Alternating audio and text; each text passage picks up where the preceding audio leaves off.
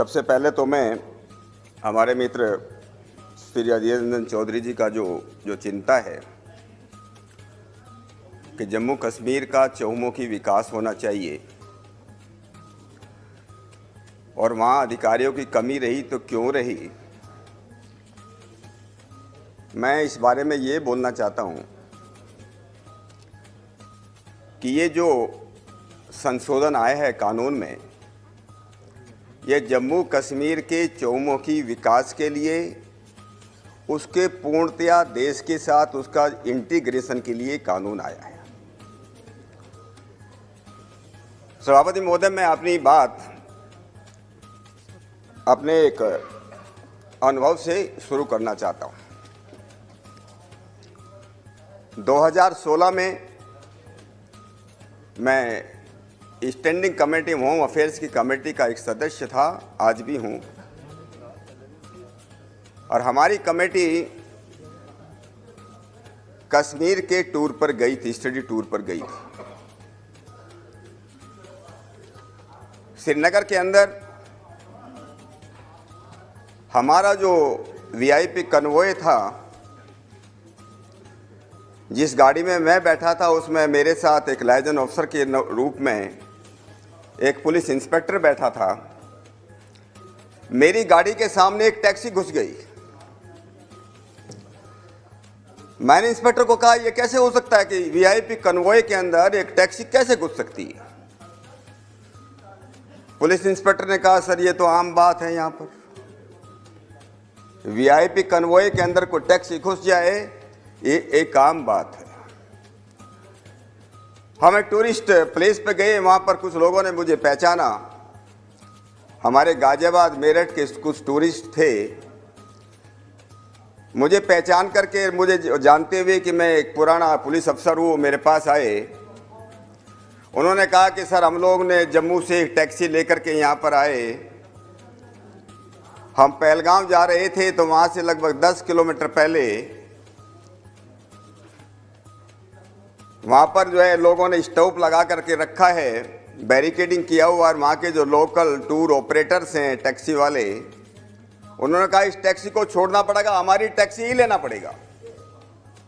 ये केवल एक बात की जाए, जितने भी टूरिस्ट स्पॉट जो है जम्मू कश्मीर के अंदर सब जगह यही हालत थी। मेरी जान पहचान का कश्मीर का श्रीनगर में वहाँ के जो आईजी थे मिस्टर जावेद, मैंने उनको ये फ़ोन किया कि कुछ लोगों की ये शिकायत है कि वो इसी के जम्मू कश्मीर की टैक्सी लेकर, दिल्ली की टैक्सी नहीं, जम्मू कश्मीर की टैक्सी लेकर के यहाँ पर घूमने आए हैं, लेकिन हर एक टूरिस्ट स्पॉट पर जाने से पहले लगभग 5-7 किलोमीटर पहले वहाँ के जो लोग हैं उनको जाने नहीं देते, वो गाड़ी को बदलने के लिए मजबूर करते हैं, और उस टैक्सी के लिए जो मन चाहे वो उससे पैसा वसूल करते हैं। वहाँ के आईजी ने मुझे कहा, सर यहाँ तो ऐसे ही चल रहा है, बरसों से चल रहा है, हमारे हाथ में कुछ नहीं है।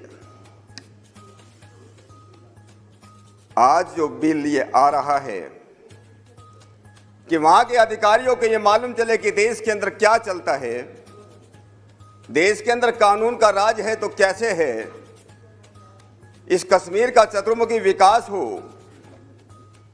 उसके लिए बिल आया है। इसलिए मैं देश के यशस्वी प्रधानमंत्री मोदी जी का और अपने माननीय गृह मंत्री श्री अमित शाह जी का बहुत बहुत मैं आभार व्यक्त करता हूं, उनका धन्यवाद करता हूं।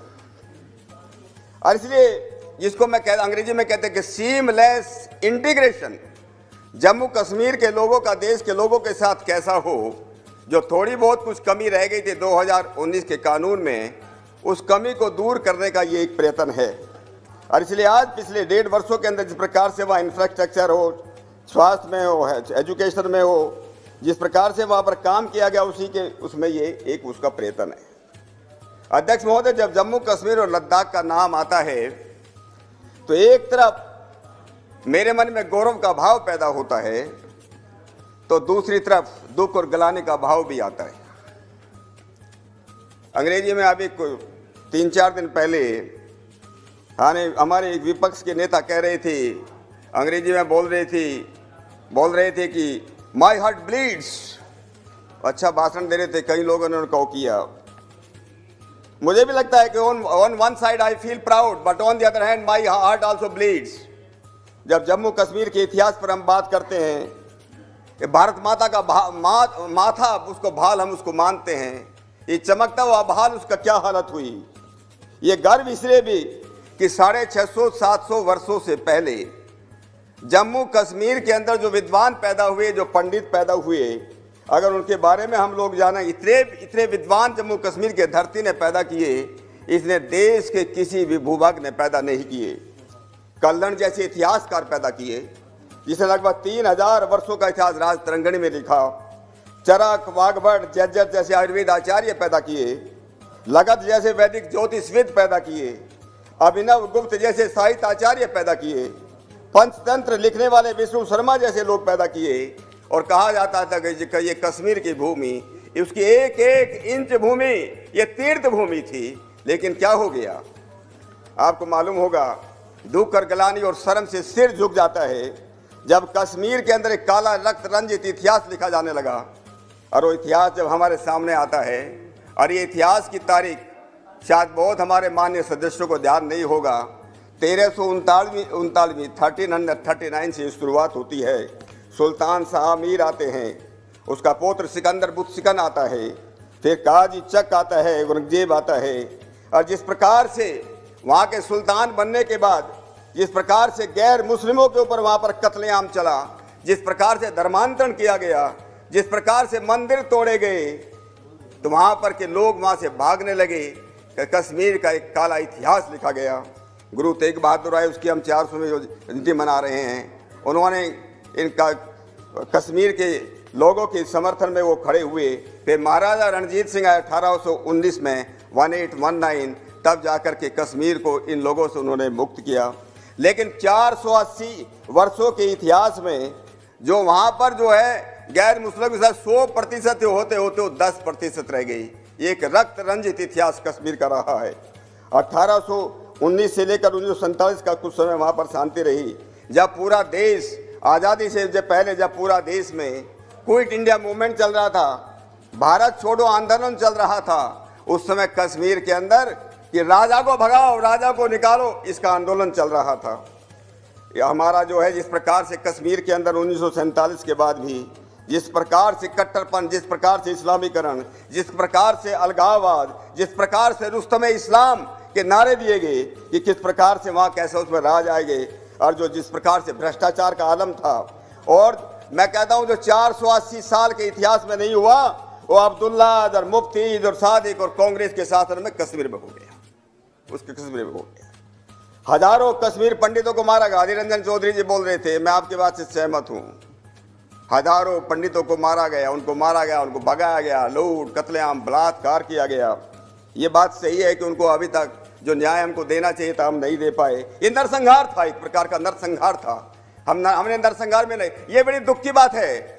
हमारे इस मान्य सदन को जानना चाहिए, इतने बड़े नरसंहार, इतने घर जलाए गए, हजारों लोगों को मारा गया, इतने बलात्कार हुए, लेकिन एक भी केस में किसी को प्रोसिक्यूशन, किसी को जो सजा नहीं मिली। ये कितनी दुख की बात है। किस प्रकार के अधिकारी थे, किस प्रकार के वहां पर शासक थे, इसलिए वहां पर करने की जरूरत है। मैं एक और बात कहता हूं कि ये जो सीमलेस इंटीग्रेशन देश के साथ नहीं हुआ, जहां 370 की धारा थी, उसके साथ साथ एक और बात थी, सारे देश के अंदर जो ऑल इंडिया सर्विसेज के अधिकारी जो आते हैं, वहां पर ये आता है कि 67% जो डायरेक्ट रिक्रूटमेंट होगा और 33% जो अपने स्टेट के अंदर जो अफसर जो है भर्ती किए जाएंगे वो 33% होंगे। लेकिन कश्मीर में ऐसा नहीं हुआ।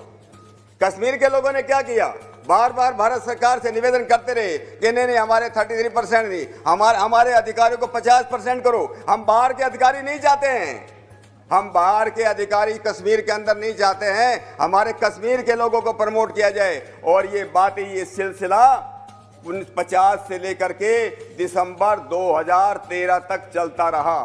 साल दर साल इन ऑल इंडिया सर्विस के ऑफिसर जो है, जो दूसरी जगह 33% थे, या 50% जो है कश्मीर के लोगों को किया गया। कमी होगी, ऑफिसर से कमी हो गई। आप जो है रोशनी उसकी बात कर रहे थे, रोशनी योजना की बात कर रहे थे, हाई कोर्ट ने उसका जो है कॉग्निजेंस लिया, संज्ञान लिया। लेकिन आपको मालूम होगा कि इस रोशनी योजना के तहत क्या हुआ कश्मीर के अंदर, जम्मू के अंदर क्या हुआ, लाखों जो है लाखों एकड़ जमीन के ऊपर जहाँ फॉरेस्ट जमीन के ऊपर कब्जा किया। क्यों फॉरेस्ट जमीन के ऊपर कब्जा हुआ? क्योंकि फॉरेस्ट कानून ही लागू नहीं था। ये दुख की बात है, सारे देश के अंदर फॉरेस्ट कानून लागू था, लेकिन जम्मू कश्मीर के अंदर फॉरेस्ट कानून लागू नहीं था। इसलिए फॉरेस्ट की जो जमीन थी उस पर लोगों ने कब्जा किया और सरकार ने उसको मदद की। और ये कहा गया उस समय वहाँ के मुख्यमंत्री, जो मैं नाम नहीं लेना चाहता, उन्होंने कहा इससे हमको जो है, इससे हम फीस लेंगे और 25,000 करोड़ रुपए हम सरकार को मिलेंगे। लेकिन मिले कितने? CNAG ने लिखा है, हमारे PSC कमेटी में CNG रिपोर्ट देती है। उन्होंने कहा जिस 25,000 करोड़ की सरकार बात करती थी, हमको केवल 76 करोड़ मिले, ओनली 76 करोड़ मिले। ये कहाँ गई, क्या हुआ? और एक समुदाय के लोगों के बारे में वहां पर कितनी मस्जिद, आप देखिए, जो 1994 के अंदर जम्मू के अंदर, मैं आपको बताना चाहता हूं, जम्मू के अंदर 3 मस्जिदें थी 1994 में, आज 100 से ज्यादा है वहां पर। हम लोग ने तो उसके जो है अमरनाथ की यात्रा के लिए कुछ एकड़ जमीन की बात हुई थी। कुछ एकड़ जमीन के बाद में कितना हल्ला मचा सारे जम्मू कश्मीर के अंदर, और वापस लेना पड़ा, सरकार को वापस लेना पड़ा। और यहाँ पर जो है हजारों एकड़ जमीन दे गई। ये किस प्रकार का शासन वहां पर चल रहा था और किस प्रकार के अधिकारी वहां पर जो है काम कर रहे थे। मुझे इस बात का भी गर्व है कि 2019 में हमारे यशस्वी प्रधानमंत्री मोदी जी के नेतृत्व में 370 धारा और 35A खत्म किया गया, जिसने अलगाववादियों, आतंकवादियों, भ्रष्टाचारियों, सत्ता के काबिजों, बिचौलियों और पाकिस्तानियों की नींद उड़ा दी। और धन्य है हमारे गृह मंत्री अमित शाह जी भी। वो तो अमित शाह जी के साथ साथ इतिहास में अमित शाह बन गए। अमित शाह तो 370 लाए ताकि हम इसको जम्मू और कश्मीर को हम इस देश के साथ उसका एकीकरण कर सकें। और हम सब सांसद भी जो इस सदन के सदस्य हैं, हम सब इस गौरवशाली इतिहास के हम भागीदार बन गए कि हमारे सामने जो है, हम भी, हमारा भी उसके अंदर भागे है। अब मैं इस बिल की जो कुछ मोटी मोटी बातें हैं, सभापति महोदय मैं आता हूँ। हमारे अरिंद चौधरी जी कह रहे थे छोटा सा बिल है, सेक्शन 13, सेक्शन 13 और सेक्शन 88, उसमें थोड़ा बदलाव की बात है। जम्मू कश्मीर में, जैसे मैंने पहले कहा था, जम्मू कश्मीर जो वहाँ के जो अधिकारी हैं, कुछ लोग इस बात से करेंगे कि भाई जम्मू कश्मीर के लोगों को बाहर क्यों भेजा जाए। एक तो बात है, ये जो 13 स्टेट के अंदर, 3 स्टेट और 8 टेरिटरीज के अंदर ये अधिकारियों का अदल बदल हो सकता है। कौन अधिकारी, कितने अधिकारी ऐसे होंगे जम्मू कश्मीर के जो दिल्ली नहीं आना चाहता? कितने अधिकारी होते चंडीगढ़ या गोवा नहीं जाना चाहते? क्यों नहीं जाना चाहेंगे? वो, उनका परिवार भी चाहेगा, वो भी जाना चाहेंगे। लेकिन सबसे बड़ी बात यह है कि मैं जिस बात को कह रहा था, जितना अत्याचार जम्मू कश्मीर के अंदर हुआ और वहां पर कि कोई एक भी केस में सजा नहीं हुई, उसके पीछे एक सबसे बड़ा कारण यह भी था। उसका सबसे बड़ा कारण यह था कि जम्मू कश्मीर के अंदर जो कैडर था, वहां के अधिकारियों को मालूम है इन्हीं पॉलिटिशियन के साथ, इन्हीं राजनेताओं के साथ हमको सारा कैरियर बिताना है। अगर उनके पास ये ऑप्शन होता कि हम दूसरी यूनियन टेरिटरी में जा सकते हैं, हम दिल्ली में जा सकते हैं, चंडीगढ़ में जा सकते, दूसरे स्टेट में जाके काम कर सकते, शायद वो इतने दबते नहीं। वो अपना ईमानदारी से जो उन्होंने जो शपथ ली थी, उन्होंने शपथ ली थी, भारतीय संविधान की शपथ ली थी, हम कानून का पालन करेंगे, तो शायद ऐसा नहीं होता, इतना बड़ा अत्याचार जो कश्मीर के अंदर नहीं हुआ होता।